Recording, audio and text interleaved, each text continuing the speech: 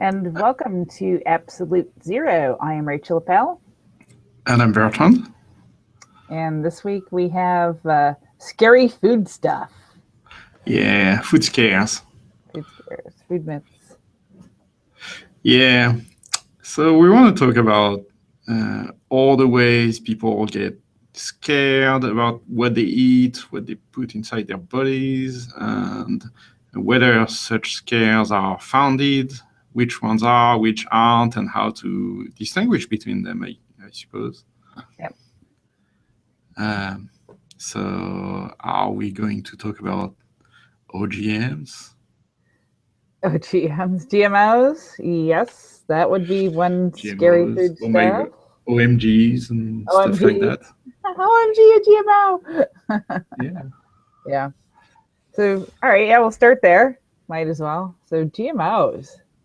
Yeah. Very genetically modified organisms, like 2.5 big words.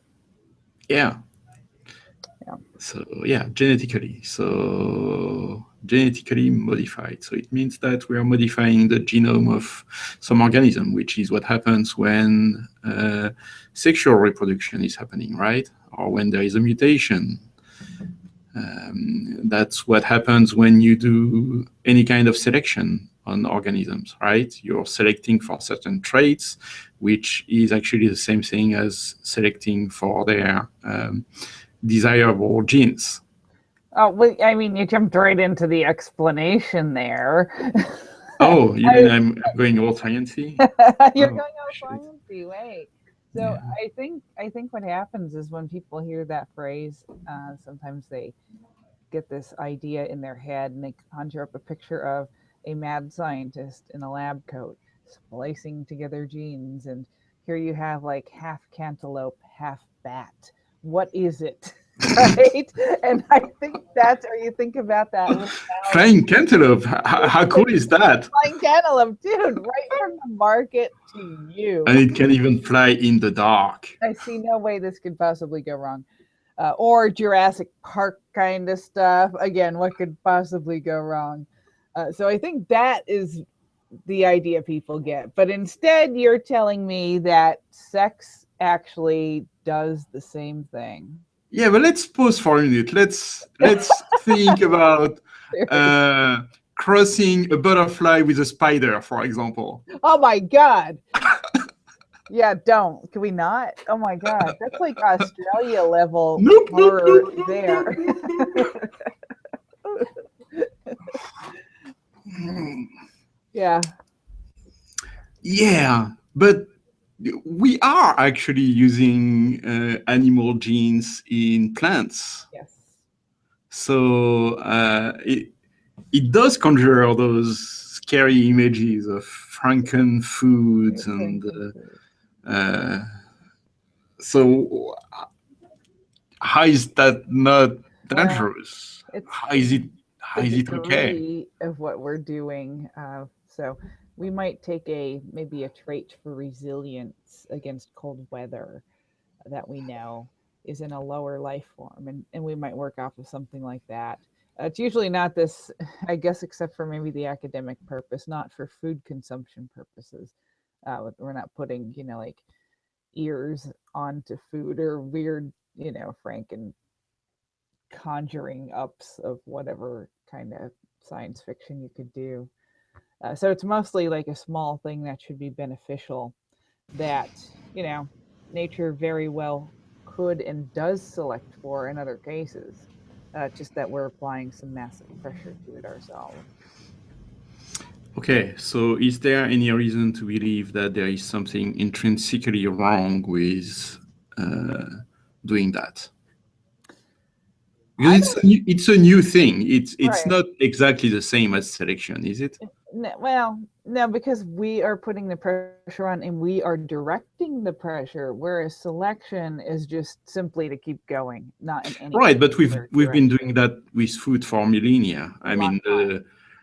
the corn, for example, that we eat is completely different from. I'm not talking about GMO corn. I'm talking Right. about Just regular regular organic corn.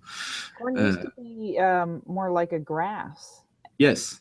back in like what ancient Egypt time, I think even is back that early. I might have the date wrong there, but And it's generally the case for all cereals.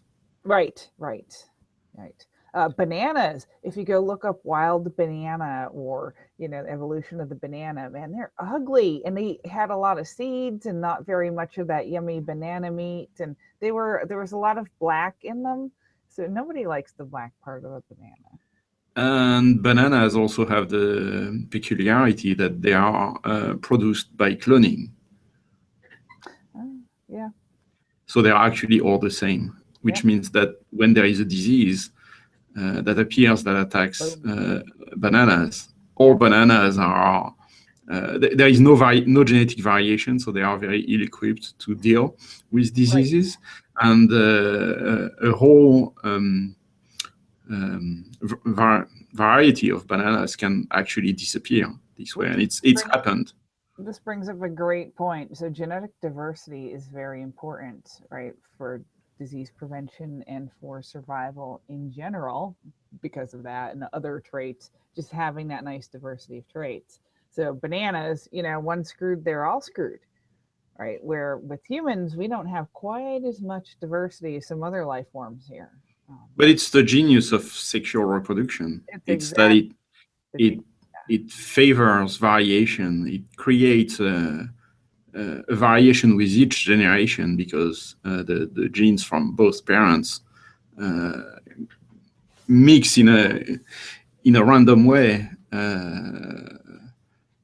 with many possible combinations, which creates variation, and variation is how you deal with changes in the environment. That's actually how evolution works at all. So, well, in the case of sexual reproduction, but right. And when it comes down to it, if you look at the stuff on a molecular level, guess what you're going to find in a banana, no matter which variant of the banana it is, you're going to find chemicals. Like dihydrogen monoxide. Oh, you want to switch to chemicals already? Let's get to chemicals. It's like that's my favorite part. The other food scare. The other food scare. Chemicals. Before we do that, can we talk about a couple of other things about GMOs? Yeah. So yeah, first, GMOs are usually created and engineered with a very specific goal in mind. And this goal is not necessarily desirable. We are not going to claim that, but in most cases it is.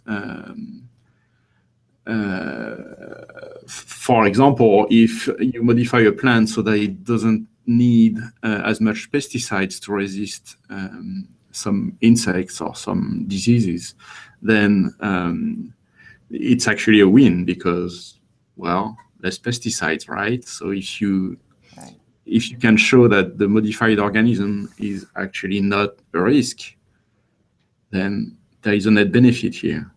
And actually that's key. It's okay, well, if you want to, if you're going to be scared by something, you should verify what effects it has. And in terms of toxicity, there has never been any general effects associated with GMOs. So there is no inherent reason to believe today that GMOs are intrinsically bad. Right.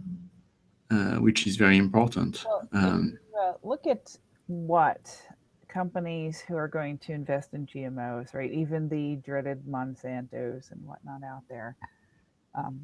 If you think about their motives are to produce more food, better quality food. So if you look at it, has anybody noticed over the years, strawberries are now the size of the palm of your hand? They used to be tiny, and they just keep getting bigger. They're like gigantic. They're getting to be the size of oranges and stuff. Right, but the taste actually seems to get dissolved in the volume, right?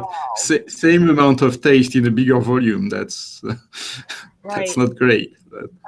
But nonetheless, things like that, volume of food. Yeah, and the same is true for tomatoes, right? Tomatoes are mostly tasteless nowadays.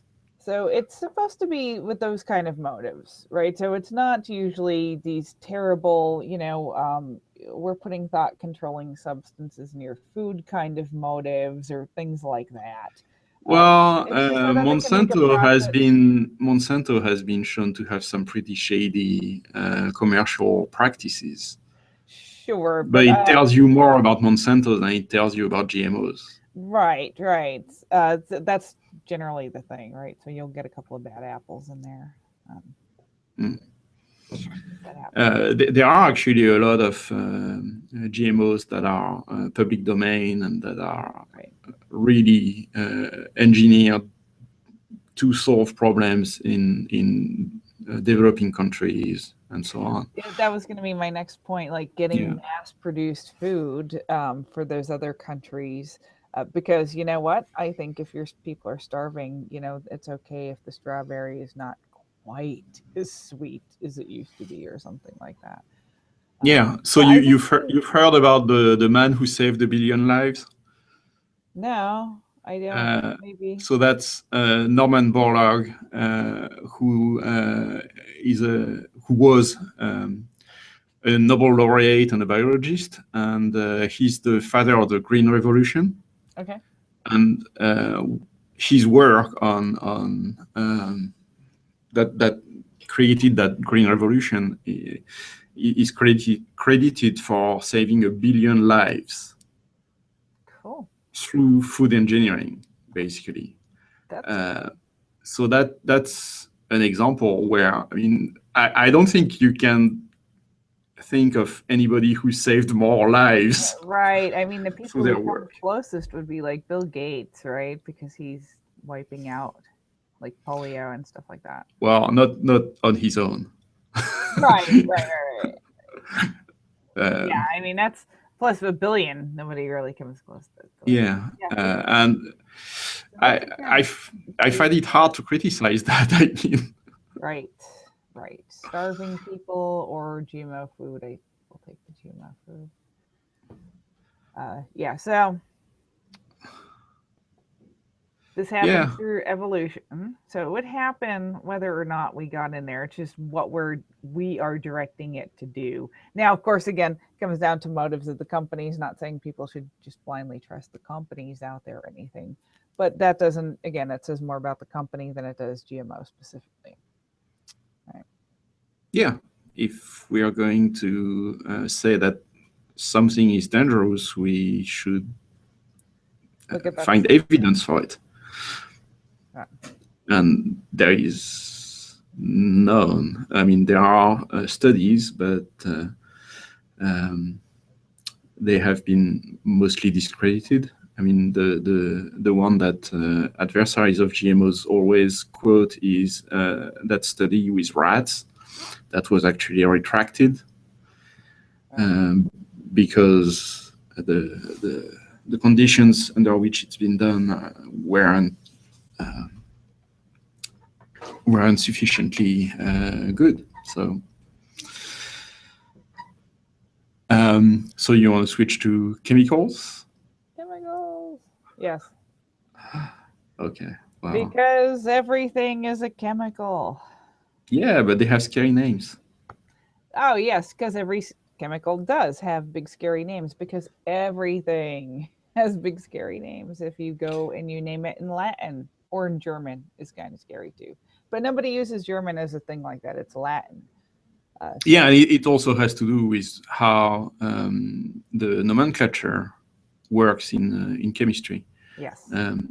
So chemists have to deal with a lot of different substances, and there are combinations of atoms, right? So you need to express in the name.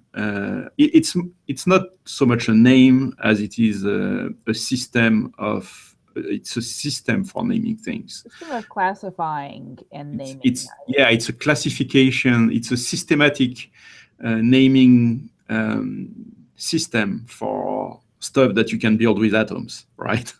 Right, and they even have an entire table where they laid it out. Yeah, I've heard about that. Check it out periodically. Yeah, and you should.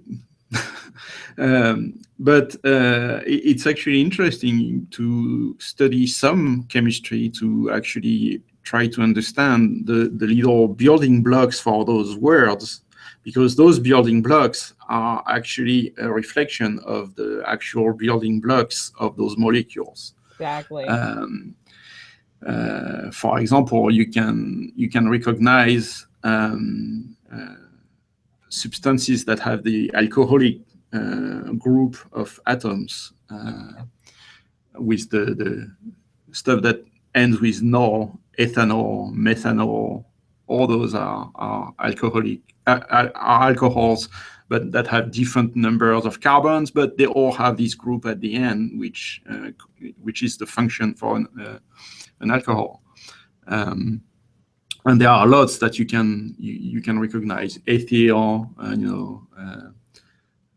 all those little atoms of naming that are combined to create those scary names. Actually, when you know them and when you know how to recognize them, you can break down the name and pretty much understand the structure of the molecule. Of course, it doesn't tell you if it's dangerous or not, but at least you start to understand what's happening. Talking about, yeah. So it's just a bunch of tiny little names put together to make exactly what that group of molecules is doing. Yeah, so just looking at the name, you can figure out mostly the general shape of the molecule, which is neat. Yes, patterns. We like patterns. Yeah. Now, so that means that a scary name doesn't equate to something being nasty. I mean, everything, as you said, is a chemical. So water is a chemical, and the canonical, for example, water is the dihydrogen monoxide, right? So you have hydrogen. Yeah, but nobody calls it that. Nobody does, no, except on like fun Facebook threads where we're, poking fun at being dicks. Yeah, basically. But it's just that it says, H2O, right? Your dihydrogen, right? The H2, and then oxygen, monoxide, right? One oxygen. Sure. So that's the O. So that's really all that it is. But people just don't even stop to think about those, small words put together. So much so that I think it was Penn and Teller or somebody playing shenanigans, made a petition and walked around Washington, D.C., asking people, they said, look, they're putting dihydrogen monoxide in the water. You have to sign this petition to make them stop. And people are like, oh, wow. Oh, geez. Yeah, we got to stop that. That's terrible. They're signing a petition. That's where this could be kind of important, right? So you might actually be signing something important, or make voting based off of, that kind of, I don't know, misinformation or non-information or whatever you want to call that. So what does make something dangerous or toxic? Yeah, not big words is not, well, actually, so here's the thing. If you look at water, right, forget about the scary, Latinage behind it, but you look at water, if you drink a glass of it, you're probably going to be fine. But if you try to drink 2 or 3 gallons in one sitting, you're probably not going to be fine. You can actually die from drinking too much water in a short amount of time, especially if you're not getting rid of it. So that quantity could make a harmless substance dangerous. So that's one thing to consider. The other thing would be the inert properties of the chemical, if that is what makes it dangerous. So like maybe like chlorine or something. Not really interested in, ingesting any of that. At very low doses, it will also be harmless. Right. And many of these chemicals are in your body already, right? Obviously, water's in your body and stuff like that. Sometimes your body even produces them. Yes, it does. Like formaldehyde. People like, oh, formaldehyde. We heard it was in vaccines. Well, maybe not. I don't remember actually. It doesn't matter. Your body actually produces a little bit of it. You have it anyway. Mercury. Yeah, well, so it's in fish. I mean, you don't want to be ingesting too much of it on top of what's already there, but there's some in your body already. Yeah, but the thing about mercury is that it doesn't go away. You Right. I mean, like I accumulate said, it. you don't want to keep, Yeah. overdoing it or anything, but just to know that it's already there. So you don't need to panic about it, but of course, don't be on the other side of the fence where you just ingest anything with mercury or, so much fish that, you would have some kind of issue.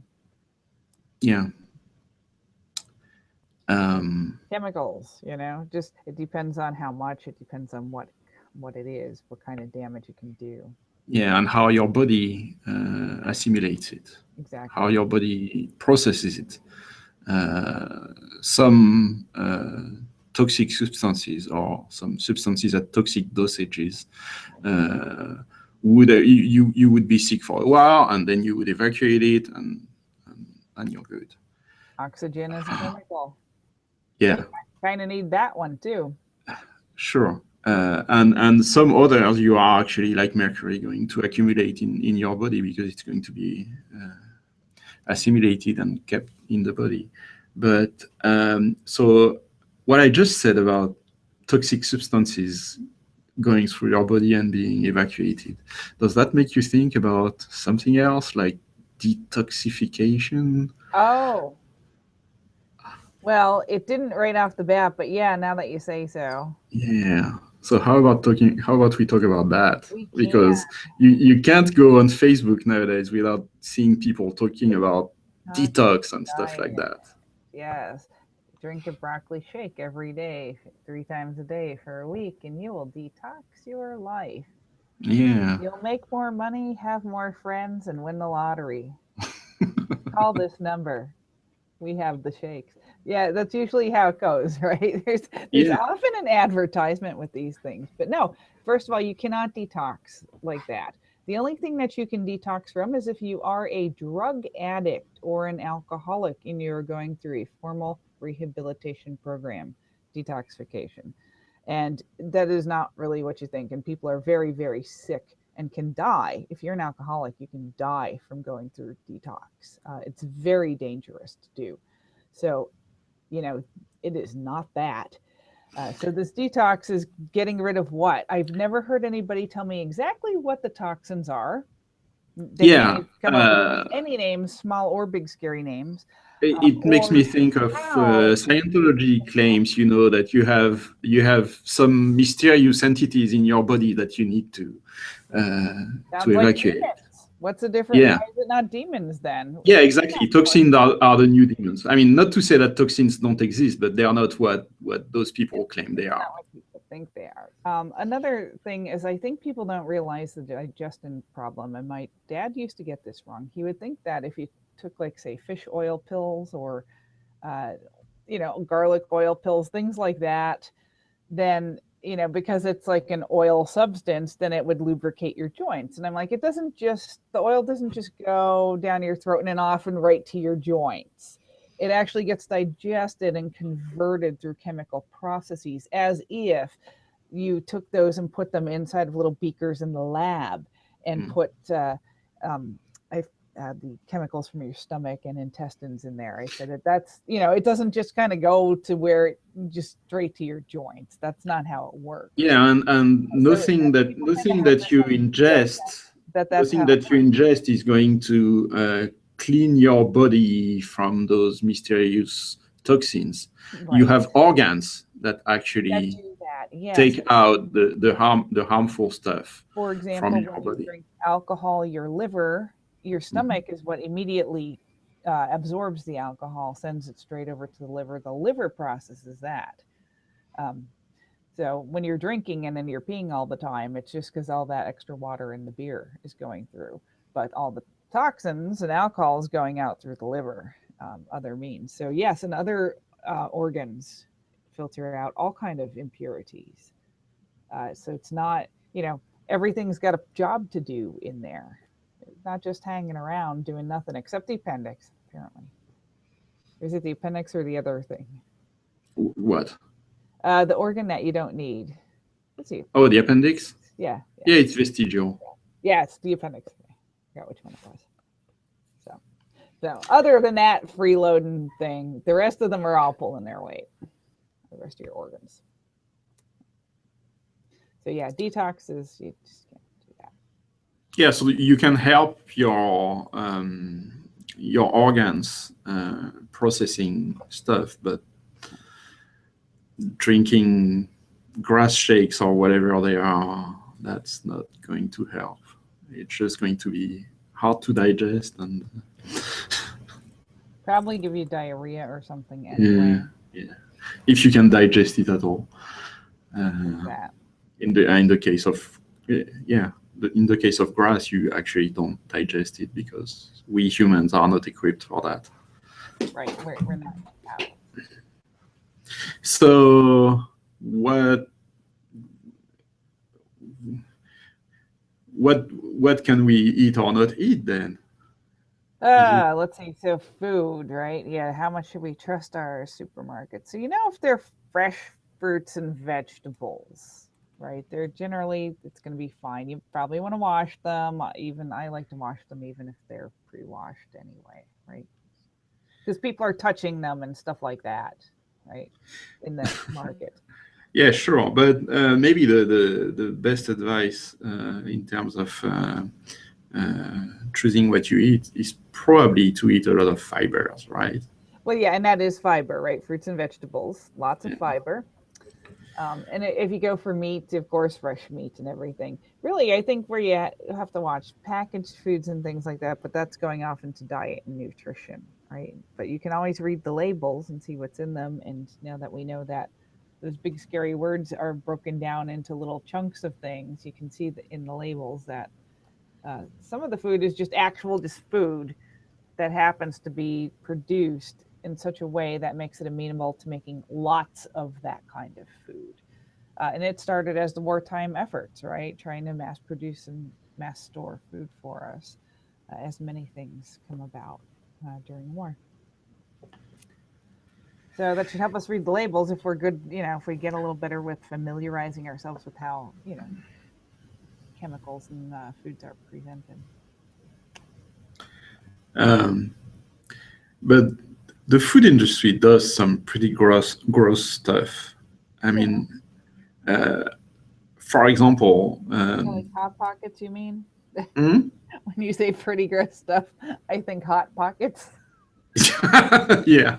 I'm not kidding. No, I mean, it's not the end result that is necessarily gross, but the way The way you go they about it. process food, and Oh my I word! mean, Yes. just visiting a chicken farm, for example, Oh, is something that can it can make turn you you not want to eat. vegetarian. Yeah, Yeah, yeah, yeah. yeah. And Uh, if you go back 100 years, we had to do all that ourselves, right? yeah. So we don't have to today. So we're a bit removed from the brutality of having to deal with preparing our own food before And we. here is another thing that I think is pretty important. It's um, how we like food to be presented and packaged. Yeah, For instance, if you take shredded cheese, yeah, if you put shredded cheese in a bag, it will cake. It will the little pieces will just melt together. They will fuse, and you will have one big block of cheese, right? So what they do is that they put cellulose in the bags to prevent the bits from caking together. right. And you know what cellulose is? Yeah, it's that It's silica wood. gel, do not eat kind of It's stuff. wood. Well, yeah, all right. Or that too. That's another one. It's not Yeah. work for it. So I don't think you will digest that actually, but Some of it just it's passes through. it's Dude, pretty what? gross. And the Awesome. solution to that is to grate your cheese yourself as you need it. So you buy a block of cheese and you grate it. We're Problem all solved. But wrong. that's too much work. So we need the pre-grated cheese. I know. Like, who got time for great? Wait, but that's what Donald Trump wants. He wants to make America great again. Now I Exactly. know why. Now I know what it's about. Okay. But Uh, yeah, so I actually early in my career I worked at Wise Potato Chips, Borden Foods. So I saw some interesting things about how food's produced, snack foods and I also did some work at a pate manufacturing, The what? pate manufacturing, and Oh, fancy pants foods, right? Like that, right? Yes, French guy should know this, right? mm, So, and yeah, just some of the things that go into R&D or even producing it is just different. Like not you would not expect it. It's weird. But it's pretty much safe. They take a lot of precautions. Not to say that once in a while you don't get somebody who's maybe uh, doesn't quite adhere to the standards of quality that they should and stuff like that. That may happen. But by and large, there are people who need to eat as well. And they don't want to eat crap either. They want to eat good food too, by and large. yeah. Well, Not just I'm the big actually quite buzzwords happy out. that there is a federal agency in charge of food safety. Well, that's another thing too. We do have the FDA to help out with that stuff and everything, and then of course consumers are, uh, Right, but okay. So how good is the FDA, or that how depends bad? that depends on who you ask. So just like any other endeavor, right? They're going to have a set of people, with a spectrum of beliefs and biases. So I guess it really depends on what exactly you're looking at. Is it the vitamins that they're not actually, dealing with, or is it drugs, or is it food, and is it GMO food, or just food manufacturing practices? Like, what is it that we're? Yeah, so that's a really There's a interesting lot of point. They don't testing. monitor everything that you can ingest, and in particular, all dietary supplements. For some reason, which They is lobbying, pretend they don't uh, even exist. they are not allowed actually to monitor those products. And Right. what's interesting is that a lot of people who claim to be very to really watch what they're eating and so on, actually, take vitamins and dietary Right. supplements And that are actually not regulated and right. that Well, can not just that, but third parties. they are not we are not even checking that what's in the bottle is what it claims it says on the label. Yep. And some third parties tested and found out that what they say that's in the bottle is not in the bottle. And because they're not regulated by the FDA, there's really no repercussions. Possibly if somebody died or something, you might be able to sue, but I don't, there's really no repercussions. Again, they can't be told to take it off the shelf or anything like that for false claims. Mm. And they have no real, if they're claiming to be a vitamin and they don't have that vitamin in there, there's no real backing to that. Yeah, So it's amazing you that really gotta watch. yeah. So by the way, vitamins, Yeah, vitamins. do we need to take So it's them? No.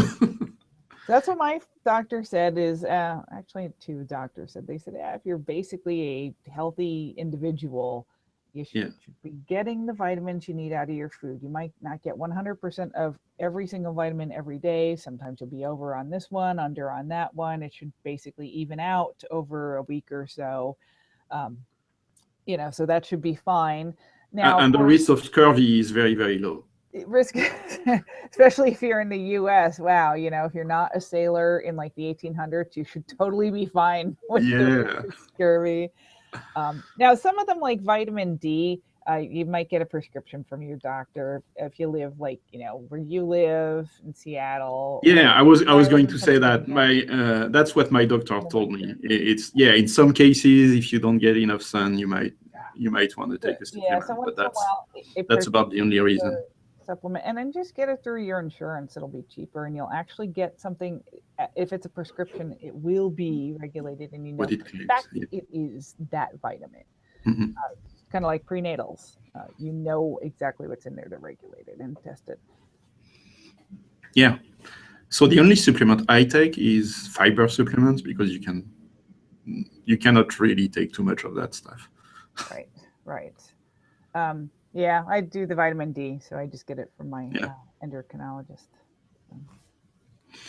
Yeah, but in your case, it's part of medical treatment and Yep. yep. But most people don't need vitamins. Probably don't need it. Yeah. Well, they don't need vitamin supplements. Definitely not a multivitamin. Like, if anything, one of the specific ones. So, and it's, you know what? If you feel like you're down on C or something, like oranges exist. That is literally taking a vitamin. Except, guess what? You actually know that there's vitamin C in there. Yeah. Or you can even buy And you can even buy oranges and skip the packaging and right. You don't even have to read the labels. I'm pretty sure if you can identify it as an orange, you're pretty much doing okay. yeah. Yeah. Okay. Yeah, so vitamins. I think we got like most of the big scary food stuff there. Did we?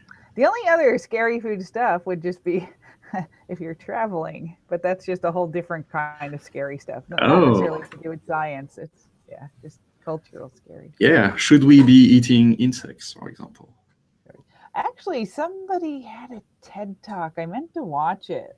Some guy about, like, he thinks taking insects and even breeding, like, say, giant grasshoppers, for grasshopper sandwiches or whatever, Yeah, and the mass produce food. Protein. People do eat insects all over the world to start with. Yes. And I have actually eaten crickets. They're not that bad. And ants. It's people just, it's your culturalness behind whether or not you're kind of icky. Yeah, and there are people advocating for that for the simple reason that producing it's the cheapest way to create protein. Exactly. Cheapest in the sense that cheapest in process. Right. It's not necessarily in financial terms. It's the least wasteful way to create protein.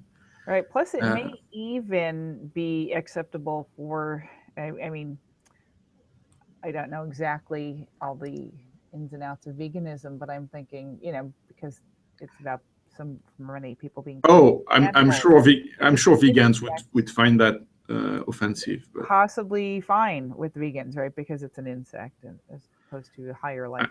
I suppose it depends on your vegan level. Right. I don't know how that works. I think a vegan level 6 will not eat anything that casts a shadow. But that was carrots is about it. That's a joke from The Simpsons. How did I not immediately get a joke from The Simpsons? Okay. All right. So there are flowers that are produced from shredded insects, for example, that kind of take away the grossness of eating a whole cricket, right? But still take the benefits of those non-wasteful protein sources. So I wouldn't be against that. And apparently it doesn't taste horrible. So they don't. Actually, we had them at the Build conference a couple of years ago. There happened to be a cricket in my hotel room, and so Lindsay and I, when I was at Microsoft last time, we're rooming together. We found this cricket, so we made him a pet, and couldn't take him with us though. But coincidentally, because we were in Arizona, there were freeze-dried crickets at the mall there. So I was like, oh, well, we got to get the freeze-dried crickets, just as, fun joke. And we took them over to Build with us over in LA or wherever it was. And so then we're like, all right, well, they're barbecue and sour cream and onion. So we were eating them. It was hilarious. They just taste like little, just crunchy, almost like little chips or generic snacks with some sour cream and onion dust on them. Is really what they taste like. Not really anything. Like, yeah, okay. Yeah. So I could see where it would be a very viable food source, especially if they were kind of like just dusted with some Dorito dust or something. Yeah. The thing is, you're probably eating them already. Well, there is that actually, because of the manufacturing process, it does attract bugs. We're Yeah. talking about buildings full of food. No matter how much they try to keep stuff out, critters do get into every single food manufacturing plant in the world. So it's constant battle just trying to keep them out, right? Yeah. So the FDA does have regulations around exactly how many parts per million you can have in the grain storage in this area and that area, et cetera, and how much gets into the final product. So if you see like 6 roaches in your ravioli, it probably didn't pass QA. I don't know how it got out the door. You might want to call in on that one. But other than that, yes, you've probably actually been already eating these things, or in restaurants or anywhere else. So if you buy prepackaged food, and if you live in the Yeah. U.S., I don't know how you're avoiding it, at some level, even if you try. So you're eating it. Yeah. You just don't know it. I'm fine with not knowing. In that case, at least. I'm one of these people who try way too many questionable foods when I travel, so I'm kind of like, it's just a cricket. So. Yeah, I wouldn't try the spiders, for example. No, nope. No, I don't know if I could quite go that far. Not with the spider. Yeah. No, or those weird little... Even butterfly spiders. No. Oh God, no, definitely not a butterfly. They just fly right into your mouth. Oh yeah. Where's Pete Brown? Yeah. So there's some funky food out there. There's some stuff they do with eggs. I want nothing to do with. Right, but I already know what food I will just not even go near. And that's it. Like squid and those kind of things are not so bad, but eggs with like half developed chicks in it. Oh, that's not lunchtime.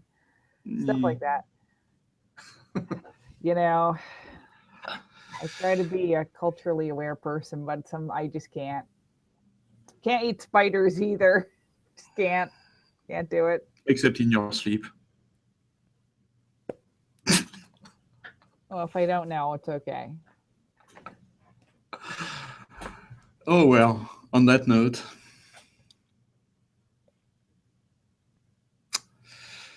Okay, well. I think the minute everybody heard flying spider into your mouth, like, time to log off. We're out of here. Yeah, I'm sure we lost what little audience we had at that point. Way to go, right at the beginning of the show.